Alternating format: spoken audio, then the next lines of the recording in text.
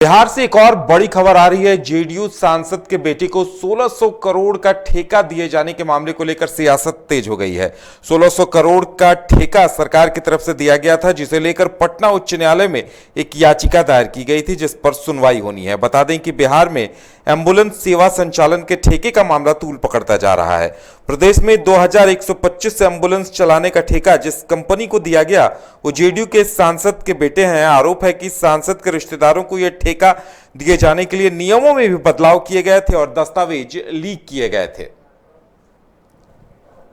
तो बिहार में जेडीयू सांसद के बेटे को मिला था 1600 करोड़ का ठेका, जिस पर अब पटना उच्च न्यायालय में सुनवाई होनी है। आपको बता दें कि एम्बुलेंस सेवा संचालन के ठेके का मामला तूल पकड़ता जा रहा है और प्रदेश में 2125 एम्बुलेंस चलाने का ठेका जिस कंपनी को दिया गया था वो जेडीयू सांसद के बेटे की कंपनी है।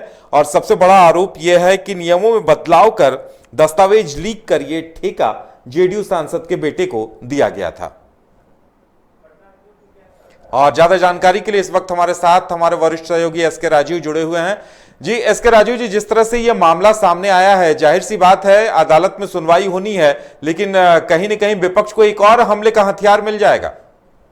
नहीं, देखिए, दरअसल में उदय, ये जो पूरा मामला है ये 2022 से जुड़ा हुआ है। 2022 में राज्य सरकार ने विधिवत एम्बुलेंस को लेकर के 1600 करोड़ का टेंडर निकाला था बिहार में, और नियमों को ताक पर रख करके ये टेंडर जो जहानाबाद के सांसद हैं चंद्रमोहन चंद्रवंशी, उनके बेटे को दिया गया था। उनकी कंपनी है डीके एलपी और उसके वो डायरेक्टर हैं सुनील कुमार, साथ में उनकी पत्नी जो है वो भी उसमें डायरेक्टर है। तो नियम को ताक पर रख करके ये ठेका दिया गया था, और इस पूरे मामले में एक पीआईएल जो है वो पटना हाईकोर्ट में दायर की गई थी, जिसको लेकर के आज इस पर सुनवाई हो रही है। और विपक्ष जो है उस पूरे मामले को लेकर के न सिर्फ तंज कस रहा है बल्कि नीतीश सरकार के सुशासन पर भी सवाल खड़े कर रहा है, और यह कह रहा है कि जिस तरीके से जदयू के सांसद को सरकारी नियमों की अनदेखी कर एक ठेका दी गई थी और उसमें इतनी बड़ी अनियमितता हुई है, उस पूरे मामले को लेकर के हाईकोर्ट में अब से थोड़ी देर बाद जो है वो फैसला आना है। लेकिन इतना तय है कि 1600 करोड़ के इससे एम्बुलेंस कॉन्ट्रैक्ट मामले में नीतीश सरकार जो है न सिर्फ उनकी फजीहत हो रही है बल्कि नीतीश कुमार खुद भी विपक्षी नेताओं के निशाने पर हैं। जी उदय। बिल्कुल राजीव जी, बताया जा रहा है कि अदालत की तरफ से चेतावनी भी दी गई थी, इस संबंध में टिप्पणी की गई थी, इसके बावजूद ठेका नियमों को शिथिल कर दिया गया है।